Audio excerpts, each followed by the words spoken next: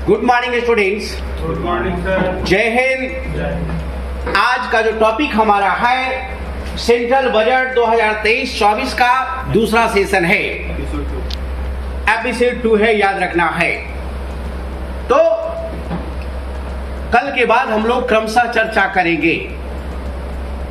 तो कल हमने बहुत सारे फैक्ट को पढ़ा था, आज हम उसी को आगे बढ़ाते हैं और उसमें हम यह देखते हैं कि जो बजट आई है 23-24 के लिए, तो कुल कितना का बजट है। तो यह बजट जो है वो आपका कितने लाख करोड़ का है? 45 लाख करोड़ का है। 45,03,097 करोड़। 45,03,097 करोड़ का कुल बजट है, याद रखिएगा, 2023-24 के लिए। तो आप कहेंगे कि सर इसमें राजस्व प्राप्ति कितना है, पूंजीगत प्राप्ति कितना है, राजस्व व्यय कितना है, पूंजीगत व्यय कितना है, राजकोषीय घाटा कितना है, राजस्व घाटा कितना है, प्राथमिक घाटा कितना है, ये सारे सवाल आप करेंगे हमसे। तो हम भी तैयार हैं, याद रखिएगा। और उसमें से आप करेंगे सर राजस्व में कर प्राप्ति या गैर कर प्राप्ति कितना है, उधार सरकार कितना लेगी, तो ये सारी चीज आप हमसे डिमांड करेंगे, हम तैयार हैं। तो आइए हम चलते हैं। हमारा कुल सरकार का जो व्यय का जो प्लान है, अनुमान है, क्योंकि अनुमानित तो बजट है, तो 45,03,097 करोड़ का है, याद रखिएगा। ये कुल व्यय है, ये ध्यान में रखना है। 45,03,097 करोड़ याद रखेंगे, बड़ा इंपॉर्टेंट। अब सवाल है कि ये पैसा कहां से आएगा, ये पैसा कहां से आएगा, क्योंकि पैसा बोलता है। झन झन की सुनो झनकार की दुनिया है काला बाजार की पैसा बोलता है। झन झन की सुनो झनकार की दुनिया है काला बाजार की पैसा बोलता है, कि पैसा बोलता है। तो ये पैसा कहां से आएगा, सरकार कहां से खर्च करेगी, इस पर हम लोग प्लानिंग करेंगे आज। सरकार ने प्लान बनाया है कि 45 लाख करोड़ हम खर्च करेंगे, और 45 लाख करोड़ जो हम खर्च करेंगे उसमें जो हमारा राजस्व प्राप्ति होगा, रेवेन्यू रिसीट जो होगा, वो हमारा 26,32,281 करोड़ होगा। 26,32,281 करोड़ हमारा ये रिसीट है, रेवेन्यू रिसीट, याद रखेंगे। ये राजस्व प्राप्ति हुआ। क्या प्राप्ति हुआ? राजस्व प्राप्ति हुआ, याद रखेंगे। 26,32,281 करोड़ राजस्व प्राप्ति। तो बजट में दो तरह का प्राप्ति होता है, एक राजस्व प्राप्ति, दूसरा पूंजीगत प्राप्ति, revenue receipt and capital receipt. तो रेवेन्यू रिसीट हमारा 26,32,281 करोड़। तो कैपिटल रिसीट कितना? Capital receipt 18,70,816 crore. Capital receipt 18,70,816 crore, याद रखना है। तो इस प्रकार से जो हमारा फिगर जाता है वो 45,03,097 करोड़ का है। तो आ जाता है, राजस्व से आएगा और पूंजीगत आय से आएगा, याद रखना है। पूंजीगत में हम क्या करते हैं, हम उधार लेते हैं, मतलब 116 करोड़ ज्यादा, या तो हम विनिवेश से प्राप्ति करते हैं, तो ये हमारा पूंजीगत प्राप्ति है। रेवेन्यू में विभिन्न प्रकार का टैक्स हो जाता है, नॉन टैक्स रेवेन्यू भी आ जाता है, तो याद रखिएगा। तो आप कहेंगे कि सर ये बताइए कि आपने जो रेवेन्यू रिसीट बताया 26,32,281 करोड़, तो उसमें टैक्स रेवेन्यू कितना है और नॉन टैक्स रेवेन्यू कितना है? तो हमारा टैक्स रेवेन्यू इसमें 23,30,631 करोड़, 23,30,631 करोड़ हमारा टैक्स रेवेन्यू है, कर राजस्व बोलते हैं। और कर भिन्न राजस्व जो है वो 3,01,650 करोड़, 3,01,650 करोड़। तो गैर कर और कर दोनों को जोड़ दीजिएगा तो कुल राजस्व निकल जाएगा कि नहीं? Yes sir. तो जोड़ लीजिए 23 लाख उधर 3 लाख उधर, तो 26 लाख करोड़, 26,32,281 करोड़ हो गया कि नहीं? लमसम डेटा 23 लाख करोड़ कर, गैर कर 3 लाख करोड़, तो कुल कर प्राप्ति, कुल राजस्व प्राप्ति हमारा 26 लाख करोड़ लमसम हुआ कि नहीं? याद रखिएगा। तो 26,32,281 करोड़ यह हमारा राजस्व प्राप्ति हुआ, यह रेवेन्यू रिसीट हमारा हुआ। याद रखेंगे, बड़ा इंपॉर्टेंस, ठीक है, याद रखना है। इसके अलावा पूंजीगत प्राप्ति जो होगा वो कहां से क्या होगा? तो पूंजीगत प्राप्ति में सरकार ने ऑलरेडी उधार लेगी 17,86,000 करोड़। यह क्या लेगी? उधार लेगी 17,86,816 करोड़ उधार एवं मान्य देयता, अदर लायबिलिटी, याद रखना है। तो इस प्रकार से ऑलरेडी यह हमें उधार लेगी कितना? 17,86,816 करोड़। इसके अलावा अदर रिसीट हमारा 61,000 करोड़ होगा। इसके अलावा 23,000 करोड़ हमारा होगा ऋण वसूली। ऋण वसूली भी हमारा पूंजीगत प्राप्ति हो जाएगा, याद रखना है। तो इस प्रकार से यह तीनों को मिला दिया जाए तो हमारा जो हो जाएगा पूंजीगत प्राप्ति 18,70,816 करोड़, 18,70,816 करोड़, याद रखिएगा। यह बड़ा इंपॉर्टेंट है। ऋण प्राप्ति, विनिवेश प्राप्ति, उधार, ये सारा पूंजीगत प्राप्तियां हैं। ये कैपिटल रिसीट है। समझ गए सर? कड़कड़ा के समझ गए आप लोग? कब बढ़ देंगे नाम क्वेश्चन को? Yes sir. बीपीएससी किसी भी तरह का क्वेश्चन पूछता है उसको कबाड़ देना है। Yes sir.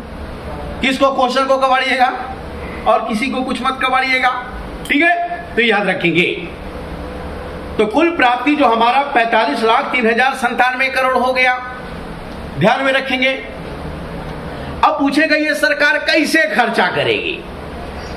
अभी भी आप हमसे पूछ सकते हैं कि सर ये बताइए, सर ये पैसा कहां से कितना परसेंट किसको आ रहा है? तो मैं बता दूं आपको कि कॉर्पोरेट टैक्स से 15% आ रहा है। कॉर्पोरेट टैक्स से कितना आएगा? 15%। 15% आएगा। बोलो कितना आएगा? 15%। 15% याद रखना है। रजिस्टर्ड कंपनियों की इनकम पर जो टैक्स लगती है that is the corporate tax, that is the direct tax, indirect tax. Direct tax याद रखना है, बड़ा इंपॉर्टेंट। उसके अलावा इनकम टैक्स, इनकम टैक्स से हमारा कुल प्राप्ति का 15% आएगा। तो इनकम टैक्स डायरेक्ट है कि डायरेक्ट? डायरेक्ट है ना? डायरेक्ट टैक्स है, प्रत्यक्ष कर वह कर है जिस व्यक्ति पे लगाया जाता है उसका वहन वही करेगा, that is the direct tax. ये दोनों को सीबीडीटी कलेक्ट करेगा, याद रखना है, बड़ा इंपॉर्टेंट। उधार से कितना लेगा सरकार?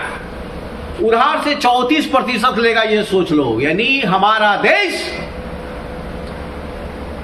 का जो अधिकतर खर्च है उसमें बहुत बड़ा हिस्सा जो है हम उधार से प्राप्त करते हैं। और अभी हमने बताया था कि उधार हम 17,86,000 करोड़ लेंगे। इसमें देशी विदेशी ऋण दोनों होएगा। समझ गए सर? वो पूंजीगत प्राप्ति के रूप में होएगा। तो कुल प्राप्ति में उधार से जो प्राप्ति है कितना प्रतिशत? 34%। और कॉर्पोरेट टैक्स कितना परसेंट? 15%। इनकम टैक्स कितना परसेंट? 15%। आप बोलिएगा कि सर आप जीएसटी के बारे में चर्चा नहीं किया, तो कुल प्राप्ति का 17% होगा। याद रखिएगा, कुल प्राप्ति का कितना परसेंट? 17% जीएसटी से होगा, याद रखेंगे। इसके अलावा उत्पाद शुल्क होगा 7%। इसके अलावा सीमा शुल्क होगा 4%। तो ये सारे प्राप्ति होगा।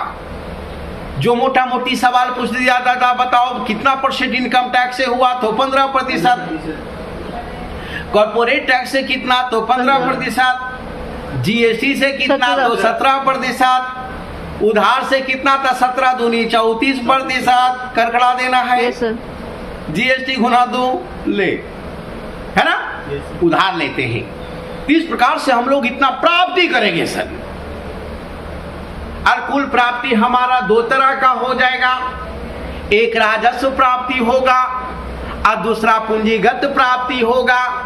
तो राजस्व प्राप्ति में हमने 26,03,000 करोड़ के आसपास, 26,32,000 करोड़ के आसपास पढ़ा था, 26,32,281 करोड़। और पूंजीगत प्राप्ति की बात करते हैं तो 18,70,816 करोड़। दोनों को मिला देते हैं तो ऑलरेडी हमारा 45,03,097 करोड़ हो जाता है। अब बोलेगा ये तो प्राप्ति हुआ सर, आपने बताया नहीं खर्चा कैसे होगा। बे तो आपने एक्सपेंडिचर तो नहीं बताया। तो चलिए हम एक्सपेंडिचर की ओर गर्दा चलते हैं। तो एक्सपेंडिचर में जो हमारा है ऑलरेडी रेवेन्यू एक्सपेंडिचर के रूप में हम 35,02,136 करोड़ खर्च करेंगे। रेवेन्यू सरकार को आए दिन अपने विभागों चलाने के लिए, प्रशासन को चलाने के लिए जो खर्च करना पड़ता है उसको हम राजस्व खर्च कहते हैं, राजस्व व्यय करते हैं। समझ में आ रहा है पांडे जी? राजस्व खर्च कहते हैं, राजस्व व्यय कहते हैं, रेवेन्यू एक्सपेंडिचर कहते हैं। और हम 45 लाख करोड़ में ऑलरेडी 35,02,136 करोड़ हम खर्चा करेंगे रेवेन्यू एक्सपेंडिचर के रूप में। समझ गए? लेकिन ये नहीं पूछेगा कि यह बताओ कि कैपिटल एक्सपेंडिचर के रूप में तुम कितना खर्चा करेगा। तो कैपिटल एक्सपेंडिचर जो हमारा हो जाएगा 10,09,61 करोड़। बजट में से माइनस कर लेंगे। 10,09,61 करोड़, यानी कुल व्यय माइनस राजस्व व्यय इक्वल टू पूंजीगत व्यय। उठा पुठा के अलट पलट के सूत्र भी पूछ देता है तो उसको हम लोग करकड़ा देंगे। एग्जाम को कवाड़ देना है। Yes sir. समझ गए? तो इस प्रकार से ऑलरेडी जो हमारा हो गया राजस्व व्यय हमारा 35,02,136 करोड़ हो गया और ऑलरेडी पूंजीगत व्यय हमारा 10,09,61 करोड़ हो गया। तब 2-3 सवाल खड़ा हो जाता है कि यह आप बताइए कि राजस्व घाटा कितना हुआ, राजकोषीय घाटा कितना हुआ, प्राथमिक घाटा कितना हुआ, ब्याज भुगतान कितना करना पड़ेगा। ये सारा सवाल पूछेगा कि नहीं सर? तो इसके लिए बहुत बढ़िया है, यदि राजस्व घाटा पूछ दिया तो हम क्या करेंगे? हम यह करेंगे राजस्व व्यय माइनस राजस्व आय। तो व्यय अधिक है हमारा, अब आय कम है तो घाटा हो जाएगा कि नहीं? होगा। और होगा ना जी? Yes sir. तो राजस्व व्यय हमारा सर 35,02,136 करोड़ है और राजस्व आय हम लोग क्या पढ़े थे? 23,30,631 करोड़। तो दोनों को घटाइएगा सर तो 8,69,855 करोड़ आ जाएगा। ये राजस्व घाटा हुआ सरकार को। सरकार को मशीनरी चलाने के लिए टारगेट किया था कि 100 रुपया खर्च करेंगे तो हमको कुछ मिलेगा, लेकिन उसको घाटा हुआ है ना। खर्चा किया कितना? प्लानिंग है 35 लाख करोड़ का, लेकिन अब उसको कितना लग रहा है कि आएगा 23 लाख करोड़। समझ गए? इस प्रकार से घाटा होगा कि नहीं? Yes sir. तो ये राजस्व घाटा होगा 8,69,855 करोड़। ये राजस्व घाटा होगा सर। एक ऐसी घाटा होगी राजस्व घाटा। क्या बिहार में राजस्व घाटा है? नहीं। बिहार एक ऐसा राज्य है जहां पर राजस्व अधिक है, रेवेन्यू सरप्लस है। यह बिहार में है ना, पूरे बिहार में, बिहार की मैं बात कर रहा हूँ। पूरे भारत में अकेला बिहार ही राज्य है। ऐसा है, हो सकता है कि ये हो, लेकिन बिहार की बात मैं कर रहा हूँ। तो बिहार में राजस्व अधिक है, रेवेन्यू सरप्लस है। तो कहिए कैसे सर? तो मैंने पढ़ाया था, याद कीजिए आप 2022-23 के बजट में, कि बिहार सरकार 1,96,000 करोड़ रुपया राजस्व आय करती है और 1,91,000 करोड़ रुपया खर्चा करती है। तो अधिक हुआ कि नहीं? यस सर, बचा लिया। हाँ? बचा लिया। तो बता लिया कि नहीं? लेकिन ये मत पूछ दीजिए कि राजकोषीय घाटा बिहार में है कि नहीं। तो राजकोषीय घाटा है, राजकोषीय घाटा है बिहार में, याद रखिएगा। समझ गए? ध्यान में रखना है। लेकिन राजस्व घाटा सरप्लस में, सरप्लस में, राजस्व अधिक है बिहार में। लेकिन भारत में राजस्व घाटा डेफिसिट है ना, 8,69,855 करोड़ है, याद रखिएगा। कहिएगा राजकोषीय घाटा कितना है जी? तो पूछेगा ये बताइए, तो आपने आंकड़ा में बताया सर, ये बताइए जीडीपी का कुल कितना % होगा राजस्व घाटा, जो पूछता है। 5.9। तो जीडीपी का राजस्व घाटा 2.9 है। 2.9। आपने बोला 5.9, वो भी सही है, लेकिन वो राजकोषीय घाटा है, वो फिस्कल डेफिसिट है। हम रेवेन्यू डेफिसिट की बात कर रहे हैं। रेवेन्यू डेफिसिट हमारा जीडीपी का 2.9% है।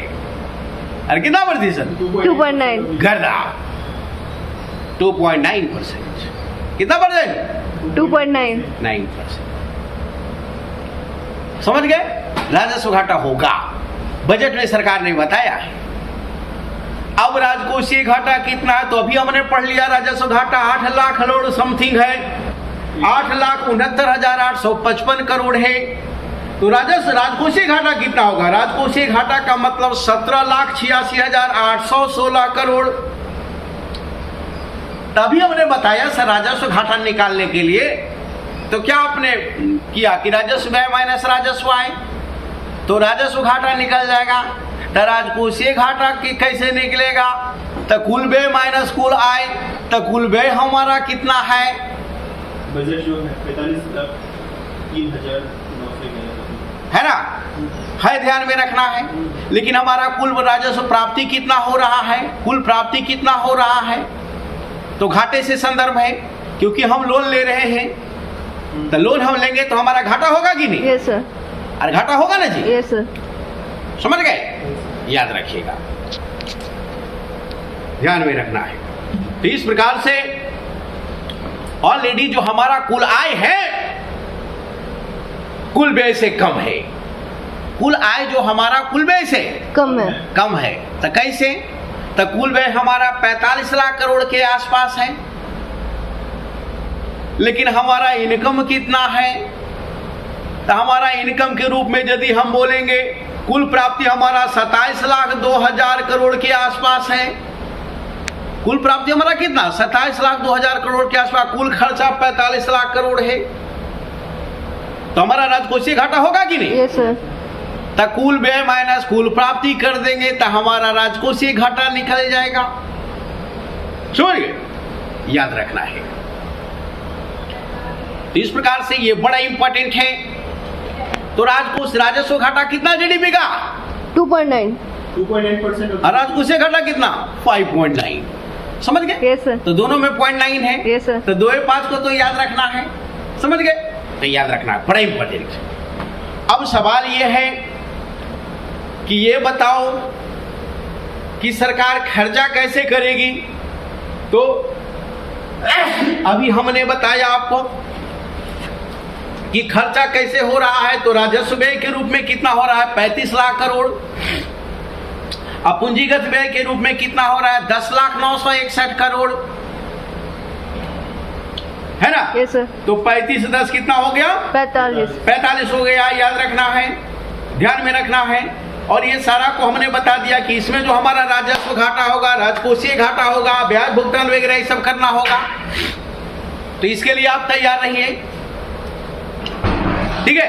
तो ये 45 लाख करोड़ का जो प्लान है, तो मोटा मोटी देखिए कैसे मैं बता देता हूं, है ना? ये कैसे खर्चा होगा। ये खर्चा कैसे होगा? 35 तो आगे आ जाएगा सब, आगे का प्लान है पूरा एकदम ध्यान में रखना है।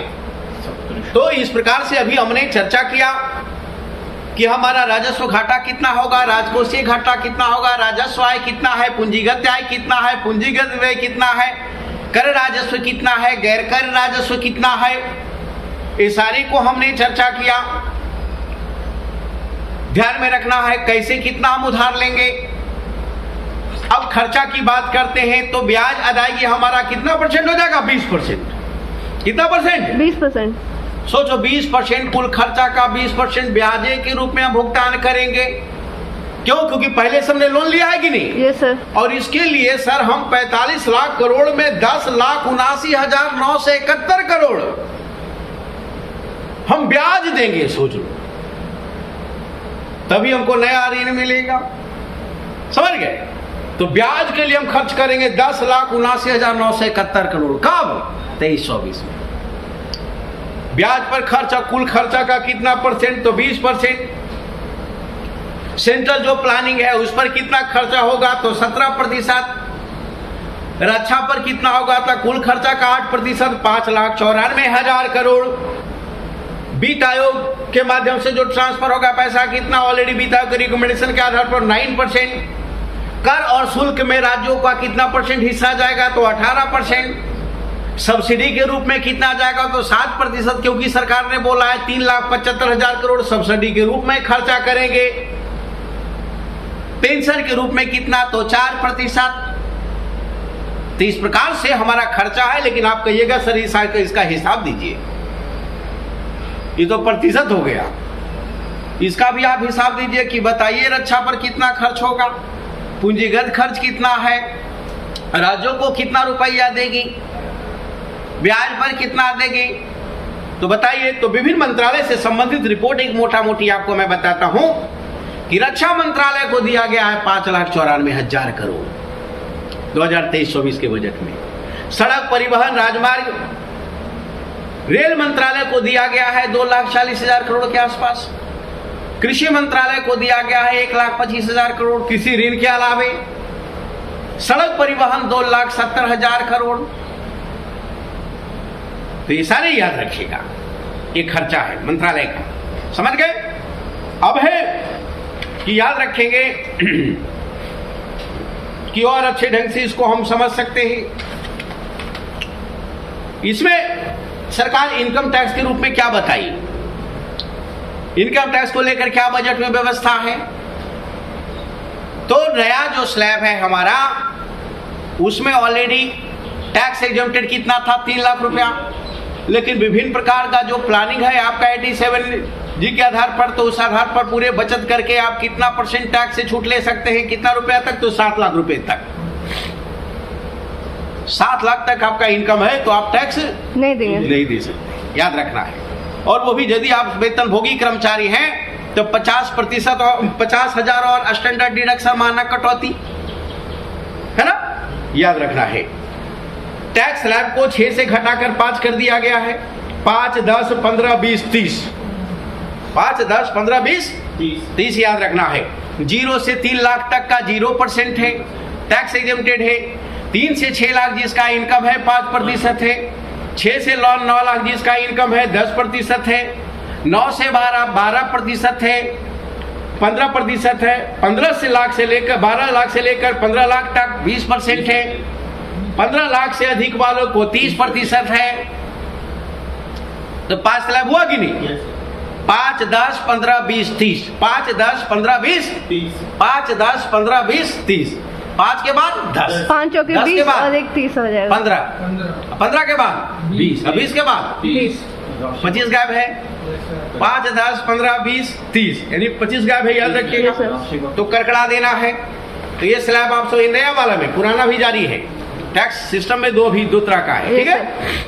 हाँ, तो पूछेगा कर छूट सीमा कितना, तो टैक्स एग्जम्प्टेड कितना, तो 3 लाख। विभिन्न योजनाओं के माध्यम से जो इनकम टैक्स का जो सेक्शन है उसके आधार पर आप बच सकते हैं। 7 लाख तक टैक्स नहीं दे सकते, है ना। Yes sir. रिबेट वगैरह सब करके। वेतनभोगी कर्मचारी के लिए पूछेगा सरकार कितना स्टैंडर्ड डिडक्शन लेकर आई, तो 50,000 रुपया, ठीक है। परिवार पेंशन से 15,000 तक की कटौती करने का भी प्रस्ताव है, याद रखना है। सीमा शुल्क को कितना किया गया है, तो 21% से घटाकर 13% कर दिया गया है। सीमा शुल्क कितना 21% था भी, और उसको घटा के कितना कर दिया 13। लेकिन वस्त्र और कृषि सामग्री को छोड़कर हरित हाइड्रोजन मिशन की बात करती है सरकार। सरकार हरित हाइड्रोजन मिशन की बात कर रहा है। वो लड़का माथा पकड़े हुए उसको कह रहा है कि उसको सोच रहा है सर इतना करोड़ों करोड़ हम सुन रहे हैं लेकिन हमारे पास एक को पैसा नहीं है सर, भारी दिक्कत है, हम युवा हैं सर, तो आपके लिए भी सरकारी योजना लाई है, चिंता नहीं करना है, ठीक है। तो हरित हाइड्रोजन मिशन जो है उसमें 2030 तक सरकार ने प्लान बनाया कि 5 MMT का वार्षिक उत्पादन हम करेंगे, million metric ton, 5 million metric ton हम हाइड्रोजन ईंधन का उत्पादन हम करेंगे प्रति वर्ष, सरकार का प्लान है। और इसके लिए क्या योजना है, हरित hydrogen mission, national hydrogen mission. और हाइड्रोजन ईंधन और हरित पहला ट्रेन दिसंबर 2023 में आ जाएगा। यस सर, सरकार ने बताया, बजट में आगे पढ़ेंगे आप। पीएम प्रणाम योजना आई है, उसमें वैकल्पिक उर्वरक का इस्तेमाल पर सरकार जोर देगी। मतलब रासायनिक उर्वरक और विकल्प हमारा क्या हो सकता है जिसके आधार पर हमारा उत्पादन भी बढ़े और जीवन भी सुरक्षित रहे, स्वस्थ जीवन, मस्त जीवन, है ना। तो याद रखना है, सरकार बोली है अगले 3 वर्षों में हम 1 करोड़ किसानों को जैविक कृषि से जोड़ेंगे, ऑर्गेनिक फार्मिंग की ओर, नेचुरल फार्मिंग की ओर कुछ करेंगे, ठीक है ना। याद रखना है 63,000 पैक्स को हम कंप्यूटराइजेशन करेंगे, गवर्नमेंट कहती है 63,000 पैक्स। पैक्स का मतलब primary agriculture credit society, state cooperative bank 3 तरह का, मैंने इकोनॉमी में आप लोग को पढ़ाया होगा, 3 तरह का, central cooperative bank, district cooperative bank and village cooperative bank. तो विलेज कोऑपरेटिव बैंक को ही पैक्स कहा जाता है। तो प्राइमरी एग्रीकल्चर क्रेडिट सोसाइटी हो गया जो अपने समिति के माध्यम से लोगों को, अपने सदस्यों को वित्तीय सुविधा प्रदान करती है ना। तो 63,000 पैक्स को कंप्यूटराइजेशन किया जाएगा, ठीक है। पूछेगा ये जो बताओ, जो टैक्स जो प्राप्ति हुआ तो उसमें डायरेक्ट टैक्स कुल प्राप्ति का कितना प्रतिशत, तो 10.5%। अप्रत्यक्ष कर कितना, 10.4%। इसका मतलब कौन ज्यादा, तो डायरेक्ट टैक्स 10.5, इनडायरेक्ट से कितना, तो 10.4%। ओके। राजस्व प्राप्ति की बात कितना होगी, तो मैंने बोला था आप लोग 26,32,000 करोड़। गैर कर कितना, तो ऑलरेडी है ना, उसमें कर और गैर कर दोनों ऐड है, याद रखना है। लेकिन कुल व्यय हमारा कितना है, तो 35,02,000 करोड़ के आसपास, ठीक है। लेकिन कुल प्राप्ति कितना होगा, तो 27,03,000 करोड़, ठीक है, याद रखिएगा। तो ये सारे को हमने बताया है। पूछेगा ये बताओ टैक्स जीडीपी रेशियो क्या है, मतलब कुल जीडीपी का कितना % टैक्स हमारा आ रहा है, तो 11.1%। कितना %? 11.1। ब्याज भुगतान के लिए सरकार कितना पैसा रखी है, तो हमने आज के आपको बता वीडियो में दिया इतना था। ही। वीडियो पसंद आई हो तो वीडियो को लाइक कीजिए, चैनल पर नए हैं तो चैनल को सब्सक्राइब कीजिए। मिलते हैं अगली वीडियो में, तब तक के लिए एंजॉय योर लाइफ। इसलिए लमसम हम बोल रहे हैं 10,80,000 करोड़ सरकार ब्याज भुगतान के रूप में ऑलरेडी खर्च करेगी। और सर्वाधिक खर्च यही है, कुल खर्च में सर्वाधिक खर्च क्या, ब्याज का भुगतान। कुल प्राप्ति में कहां से सर्वाधिक प्राप्ति, ऋण प्राप्ति। कितना %? 34%। 34। जीएसटी का कै गुना, 2 गुना। 17 दूनी हाँ, 2 गुना। गर्दा। पूछेगा यह बताओ कि ऑलरेडी जो हमारा बजट है उसमें सब्सिडी का क्या व्यवस्था किया गया है, तो सब्सिडी के लिए 3,75,000 करोड़ का व्यवस्था किया गया है। 3,75,000 करोड़ रुपए का व्यवस्था किया गया है, याद रखना है। 7%, है ना। और ये कुल राजस्व व्यय का लगभग 10.7% है ना, याद रखना है। और जीडीपी का जो सब्सिडी हमारा है 1.2% है। तो याद रखिएगा पहले के सापेक्ष हमारा सब्सिडी कम हुआ है कि बढ़ा है,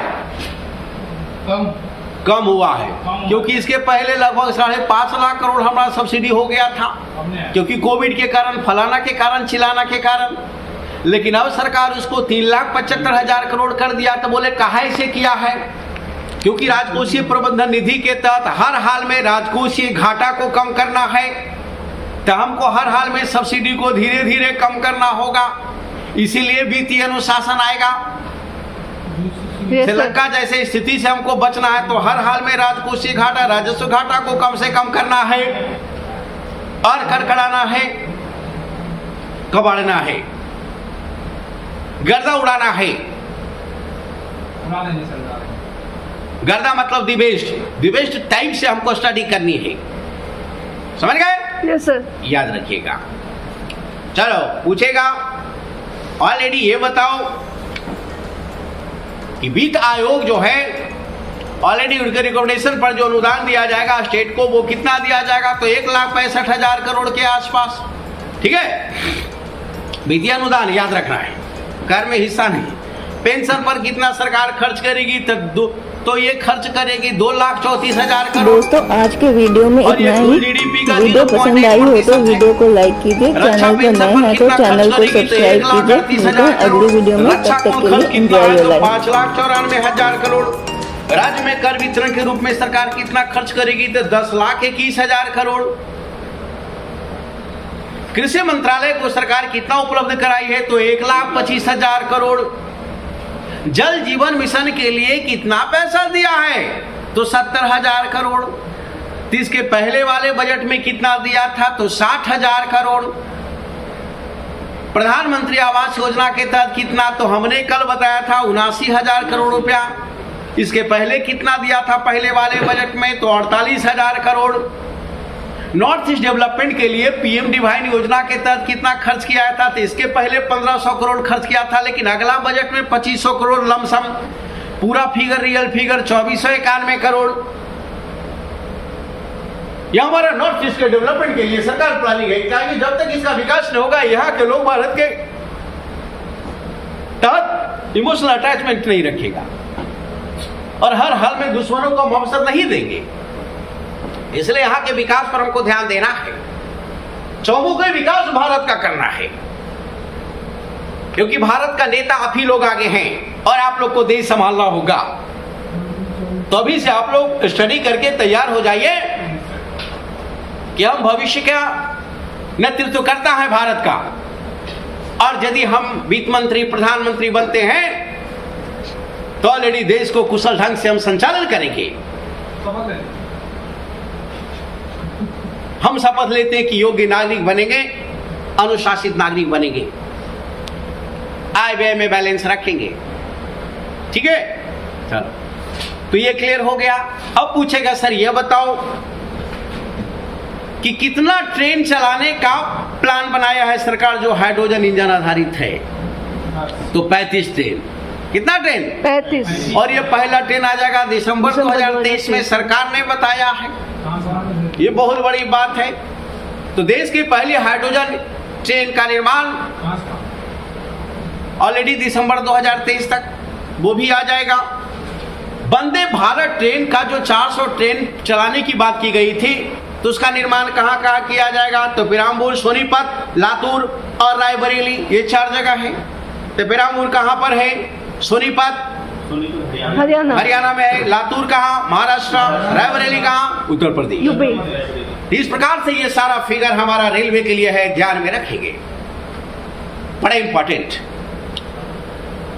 अब एक बार फिर से इसको रिपीट कीजिए कि बजट पेश किसने किया, तो मिसेज निर्मला सीतारमण ने, है ना? Yes sir. और ये 1 फरवरी 2023 को किया है। कुल व्यय कितना होगा, तो 45,03,097 करोड़। पूंजीगत व्यय कितना होगा, तो 10,09,61 करोड़। शुद्ध कर प्राप्ति कितना होगा, गैर कर प्राप्ति कितना होगा, तो शुद्ध कर पूछेगा तो 23 लाख करोड़ लमसम, और गैर कर तो 3 लाख करोड़, दोनों को मिला दीजिएगा तो 26 लाख 32 लाख करोड़ के आसपास हो जाएगा। राजकोषीय घाटा कितना है, तो जीडीपी का 5.9%। और ये डेटा में यदि इसको जानना चाहेंगे तो राजकोषीय घाटा हमारा 17,86,816 करोड़ हो जाएगा। इसका मतलब कुल व्यय माइनस कुल प्राप्ति इक्वल टू राजकोषीय घाटा हो जाएगा। बाजार उधार हम कितना लेंगे, तो हमने बता दिया था पहले, उधार हम ऑलरेडी 17,86,816 करोड़ के आसपास है हमारा। और याद रखना है, ये बड़ा इंपॉर्टेंट है। तो कहिएगा कि थोड़ा पिछला भी फिगर बता दीजिए सर, संशोधित अनुमान वाला क्या है?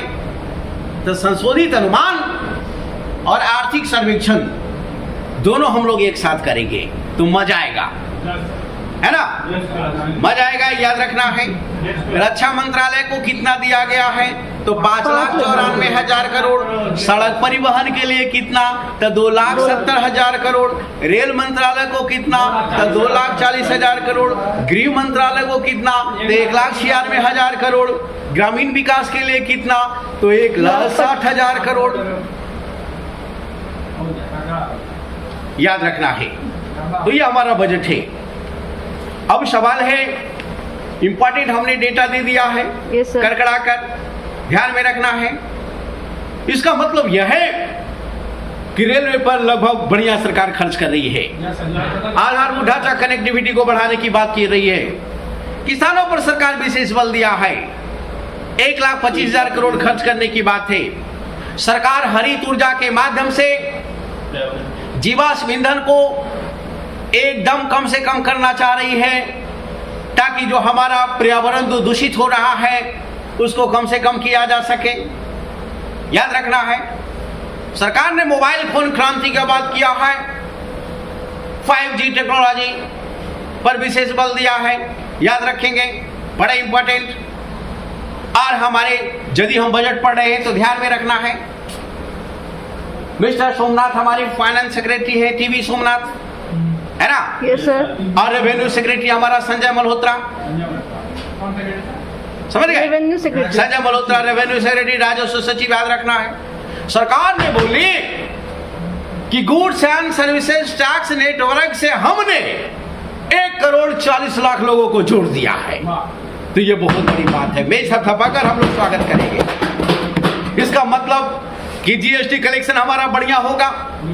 सरकार ने यह भी बताया कि हमारी जो इकोनॉमी हमने जब शुरू किया था तो देश की 10वीं बड़ी इकोनॉमी थी, वर्तमान में हमने 5वीं ला दिया है और 2027-28 तक देश की इकोनॉमी 3री बड़ी इकोनॉमी होगी। और ये सरकार नहीं कहती है, ये IMF कहता है। ये बहुत बड़ी बात है। Yes sir. कि अंतरराष्ट्रीय एजेंसी का मुहर है कि हमारा 3री बड़ी इकोनॉमी हो जाएगी 2027-28 तक, ध्यान में रखना है। और हमारा 23-24 का जो विकास दर होगा 6.5% के आसपास होगा। यह बहुत बड़ी बात है। हमारा GDP में इंडस्ट्री का जो कंट्रीब्यूशन है 1/3 के आसपास है, तो ये भी एक अच्छी बात है। हम सब्सिडी पर 3,75,000 करोड़ रुपया खर्च कर रहे हैं, यह ध्यान में रखना है। इसका मतलब कमजोर वर्गों को सहारा सरकार लगातार दे रही है। हालांकि कम किया है, पहले 5,22,000 करोड़ था, इसका मतलब सब्सिडी में 28% कम हो गया। ये भी बहुत बड़ी बात है, ध्यान में रखना, क्योंकि इसके माध्यम से सरकार राजकोषीय घाटा, राजस्व घाटा को कम से कम करना चाह रही है। सरकार BM गरीब कल्याण योजना के माध्यम से जो हमारा मार्जिनल पीपल था उन लोगों के उत्थान के लिए जबरदस्त काम किया है। प्रतिकूल परिस्थिति में उसको जीने का एक सहारा उपलब्ध कराया है। राष्ट्रीय खाद्य कानून के माध्यम से सरकार 5 किलो अनाज लगातार उपलब्ध करा रही है लगभग 80-82 करोड़ लोगों को। यह ध्यान में रखना है, बड़ा इंपॉर्टेंट। और न्यू टैक्स सिस्टम है, उसमें क्या कर दिया है, सीधे ऑलरेडी 5 लाख से बढ़ाकर 3 लाख टैक्स छूट कर दिया है। इसके पहले 5 लाख था, याद रखना है। टैक्स स्लैब में भी कमी हो गया है, 6 से सीधे 5 कर दिया गया है, याद रखना है। टैक्स छूट 3 लाख तक है। और वेतन भोगी कर्मचारी को 50,000 स्टैंडर्ड डिडक्शन की बात हो गया, मानक कटौती उपलब्ध कराया है। ये बहुत बड़ी बात है कि अमृतकाल का पहला बजट है, ध्यान में रखना है। पूछेगा अमृतकाल का पहला बजट कब, तो 1 फरवरी 2023, याद रखेंगे। और हमारा भारत जो है 10 ट्रिलियन इकोनॉमी की ओर कुछ कर रहा है, ध्यान में रखना है। $10 ट्रिलियन इकोनॉमी की ओर कुछ कर रहा है, यह भी बड़ा इंपॉर्टेंट है। वर्तमान में हमारे पास लगभग 84 करोड़ लोग इंटरनेट यूज कर रहा है। इंटरनेट यूजर की संख्या 84 करोड़ है। हमने स्टार्टअप लगभग ऑलरेडी भारत में 30,000 करोड़ से 30,000 से अधिक स्टार्टअप शुरुआत कर दिया है। 2047 तक सरकार का कहना है कि 2047 तक भारत का जो इकोनॉमी है 26 ट्रिलियन डॉलर होगा। यह भी बहुत बड़ी बात है। और हम 1993 में वर्ल्ड जीडीपी में हमारी जीडीपी की जो भागीदारी थी 1.1% था, लेकिन हमारा 3 गुना बढ़ गया है, 3.4% हो गया है। यह भी बहुत बड़ी बात है, ध्यान में रखना है। और सरकार कैपिटल एक्सपेंडिचर पर जबरदस्त बल दिया है।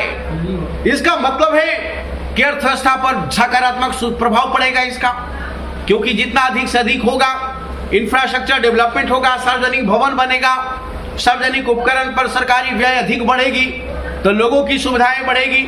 समावेशी विकास पर बल दिया गया है, कल्याणकारी कार्यक्रम पर बल दिया जा रहा है, नॉर्थ ईस्ट डेवलपमेंट पर फोकस किया जा रहा है। यह भी बहुत बड़ी बात है। बड़ी बात यह है कि सरकार राजकोषीय घाटा को 6.4 से 5.9% के जीडीपी का करने का बात किया है। इसका मतलब एक प्रकार से वित्तीय अनुशासन की बात है। रक्षा पर सरकार ऑलरेडी 5,94,000 खर्च करोड़ करने का प्लान बनाया है, 5,94,000 करोड़, और ये 13% की रक्षा व्यय में वृद्धि है। इसका मतलब हम डेवलपमेंट के साथ साथ जो हमारा सिक्योरिटी है इसको भी हम आगे बढ़ा रहे हैं, डिफेंस सेक्टर को आगे बढ़ा रहे हैं, और सुरक्षा की पंक्ति को मजबूत करना बहुत जरूरी है। अर्थात सरकार के बजट बनाने का मकसद समाज सुरक्षित कैसे हो, समाज स्वस्थ कैसे हो, गरीबी उन्मूलन कार्यक्रम कैसे हो, नारी सशक्त कैसे हो, पर्यावरण संरक्षण कैसे हो, जल संरक्षण कैसे हो, इस पर विशेष बल दिया गया है। पीएम आवास योजना के तहत सरकार ने 3 करोड़ घरों का प्लान किया था, इसमें लगभग 2 करोड़ से अधिक घर बना हुआ है। यह भी बहुत बड़ी बात है। सौभाग्य योजना के माध्यम से हर घरों में बिजली का उपलब्धि की बात हुआ था, वो भी हमने 3 करोड़ घरों को लगभग रोशनी पहुंचा दिया है। 11 करोड़ नल जल कनेक्शन ऑलरेडी उपलब्ध कराने का प्लानिंग चल रही है। 11 करोड़ 10 करोड़ लगभग गैस कनेक्शन हमने उपलब्ध करा दिया है। ये सरकार का कहना है, याद रखना है, बड़ा इंपॉर्टेंट, ध्यान में रखेंगे। और मनरेगा के तहत 2022-23 में लगभग 6.5 करोड़ लोगों को रोजगार दे दिया गया। यह भी बहुत बड़ी बात है, समझ गए? Yes sir. ये बहुत बड़ी बात है, ध्यान में रखना है।